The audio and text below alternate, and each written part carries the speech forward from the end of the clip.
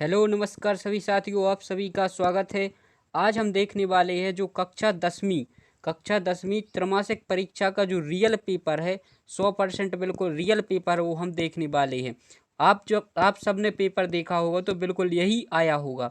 इसके जो पूरे क्वेश्चन है विकल्प हैं उनके हम आंसर देखेंगे और आपको क्या करना है जितने भी क्वेश्चन आए हैं उनको अपनी कॉपी में सभी क्वेश्चन को हल करके ज़रूर देख लेना है, क्योंकि ये क्वेश्चन है जो अगले जो भी एग्जाम होने वाले हैं अपने उनमें भी क्वेश्चन पूछे जा सकने की पूरी संभावना है।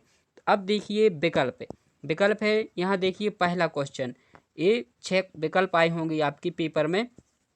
अब इनके आंसर देखते हैं हम।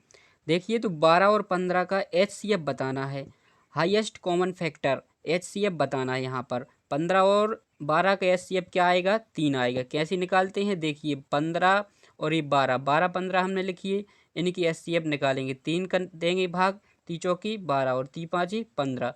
अब इनमें भाग जा ही नहीं रहा तो HCF क्या आ जाएगा, LCM हमारा हो जाएगा महत्तम समावर्तक HCF क्या हो जाएगा, यहाँ पर 3 हो जाएगा। अगला देखते हैं दूसरा विकल्प, द्विघातीय बहुपद ax² धन bx धन c के शून्यक अल्फा और बीटा हो तो अल्फा प्लस बीटा का हमें मान बताना है। तो क्या होता है, प्लस में हो जब योग पूछा जाए तो ऋण b बटे ए होता है। यदि गुणनफल पूछा जाता अल्फा इंटू बीटा का गुणनफल होता है c बटे ए, तो तब आंसर होता हमारा c बटे ए। यहाँ पूछा है योगफल, प्लस लगा है तो ऋण b बटे ए हमारा सही आंसर हो जाएगा। अगला देखिए, अगला देखना है यहाँ पर A1/A2 बराबर B1/B2 बराबर नहीं C1/C2। जब यहाँ बराबर नहीं का साइन आता है तब हमें क्या आंसर देना है। यहाँ पर देखिए कोई हल नहीं होता है, क्या होता है, कोई हल नहीं होगा। यहाँ हमारा बी नंबर का विकल्प है जो सही आंसर हो जाएगा। अब देखना है चौथा, यहाँ क्या लिखा है, द्विघातीय समीकरण ax² plus bx plus c equal 0 के मूल समान हो तो समीकरण का विभक्त कर का मान क्या होता है। जब मूल समान हो तो विभक्त कर होता है शून्य, क्या होता है, शून्य होता है। अगला देखना है, जब कोई श्रेणी AP में हो तो यहाँ श्रेणी का नाम दिया है, क्या दिया है, 10 7 4। हमें 30वां पद निकालना है तो इस फॉर्मूले की हम मदद से निकाल सकते हैं 30वां पद क्या होगा। बिल्कुल आपसे बन गया होगा निकालते, आंसर आया होगा ऋण 77।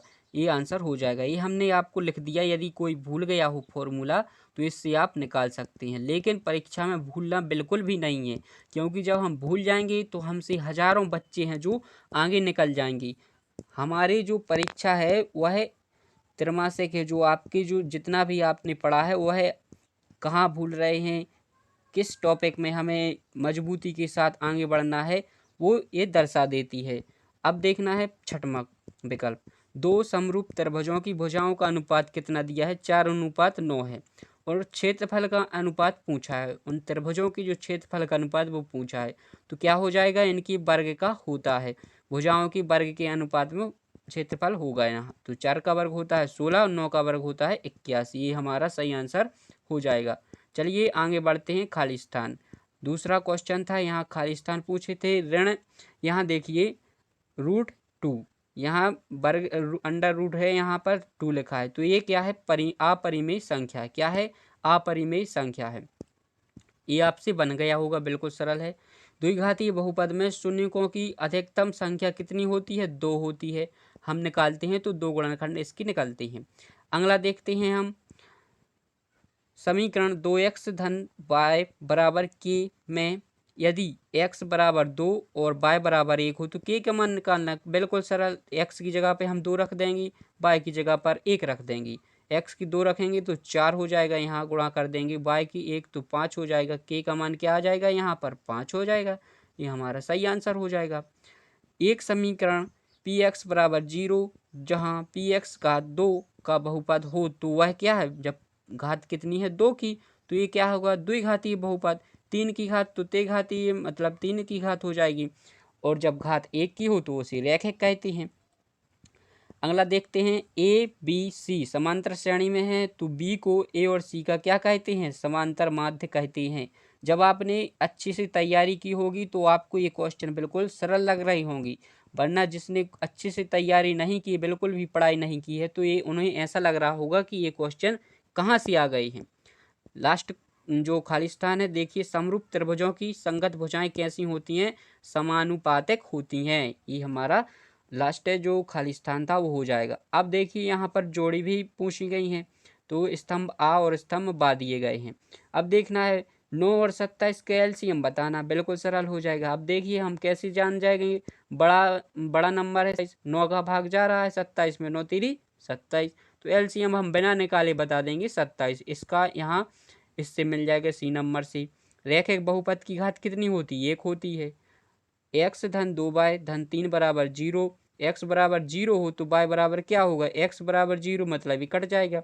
अब y बराबर क्या होगा, तो इसका पक्षांतर करेंगे तो ऋण 3/2। कहाँ लिखा भैया, ऋण 3/2 ये लिखा, इससे मिल जाएगी। चौथे की मिलेगी किससे, द्विघाती बहुपद में।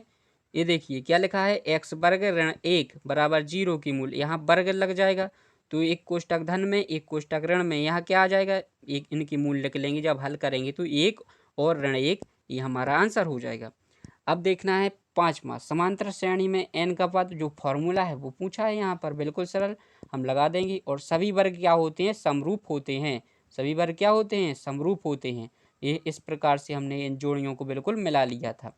आगे देखते हैं, आपने देख सकते हैं कि जो भी क्वेश्चन आपसे गलत हुए हैं वो अब आगे बिल्कुल भी गलत ना हो, और अच्छे से अच्छी प्रैक्टिस करके अब एग्जाम में जाना है कि क्वेश्चन एक भी हमारा गलत नहीं होना चाहिए। कंपटीशन बहुत तगड़ा है, आप क्वेश्चन गलत करेंगे तो आप बिल्कुल पीछे होते चले जाएंगे। अब देखना है एक वाक्य में उत्तर देनी। यहाँ पर किसी द्विघाती समीकरण के विविध कर का मान ऋणात्मक हो तो उस समीकरण की मूलों की प्रकृति कैसी होती है, वास्तविक नहीं होगी। अब देखना है, श्रेणी दी है यहाँ पर 4, 6, 8, 40वें पदों की संख्या बतानी है। इस फॉर्मूले से हम निकाल सकेंगे, आंसर आ जाएगा 19। यहाँ देखना है। अब देखना है, भुजाएं दी हैं त्रिभुजों की 6, 8, 10। निर्मित त्रिभुज समकोण होगा। हम समकोण होगा कैसे जानेंगे, समकोण में पाइथागोरस प्रमेय लगता है। सबसे बड़ी भुजा का वर्ग करेंगे, क्या आएगा 100, और बराबर होता है दोनों भुजाओं की वर्ग होते हैं, तो 6 का वर्ग और 8 का वर्ग बराबर आ जाएगा, तो ये होगा समकोण। देखिए 6 6 36 और 8 अठैया क्या होते हैं 64, 36 64 होंगे 100, 100 बराबर क्या आएगा 100। इसका मतलब है कि समकोण त्रिभुज होगा, तो ये हाँ यहाँ समकोण त्रिभुज होगा। पाइथागोरस प्रमेय का कथन लिखना था, बिल्कुल सरल। आप यहाँ से कथन लिख सकते हैं, और जिनको भी याद ना हो बिल्कुल याद करके जाना है। पाइथागोरस प्रमेय है जो समकोण त्रिभुज में लगता है। क्या होता है, इसमें कर्ण का वर्ग अन्य दो भुजाओं के वर्ग के योग के बराबर होता है। समकोण त्रिभुज में कर्ण का वर्ग होता है जो अन्य दो भुजाओं मतलब लंब और आधार के वर्ग के बराबर होता है। अगला देखते हैं 5वां, यहाँ बिंदु ए 1 2 और बी है जो 3 4 को मिलाने वाली रेखा के मध्य बिंदु के निर्देशांक होंगे। हम डायरेक्ट भी निकाल सकते हैं, यहाँ से क्या हो जाएंगे 2 और 3, यहाँ इनके निर्देशांक हो जाएंगे। क्या हो जाएंगे 2 और 3 इनके निर्देशांक हो जाएंगे।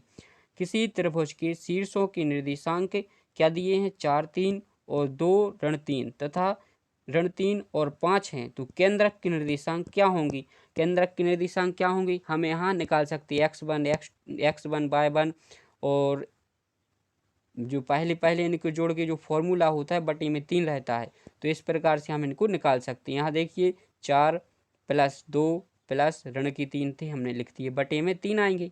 अगला देखते हैं, अगले में क्या से बनाएंगे, जो यहाँ देखिए 3 प्लस यहाँ माइनस की 3 तो माइनस आ जाएगा, प्लस 5 इनको जोड़ेंगे 4 और 2 6 हो जाएंगे, लेकिन माइनस की 3 थे तो 3 आएंगे, बटे में 3 जो की त्यों, और यहाँ जोड़ेंगे तो क्या आ जाएगा 3 से 3 कट जाएंगे, 5/3 एक कट के एक बन जाएगा, तो 1 और 5/3 है जो इसकी निर्देशांक हो जाएंगी।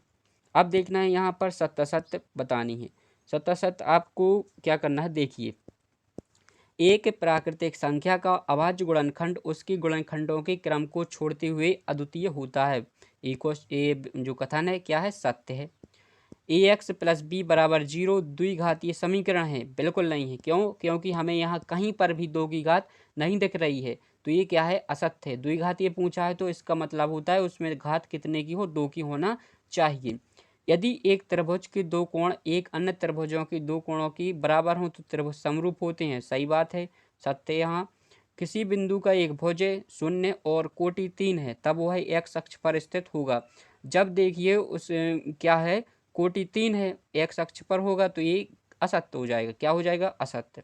यदि बिंदु P के निर्देशांक 2 और 5 हों तो 5 को P का भुज कहते हैं। नहीं, क्या कहते हैं? P की कोटि है, ये असत्य हो जाएगा। यहाँ भुज कहा गया है तो एक विकल्प जो कथन है असत्य हो जाएगा।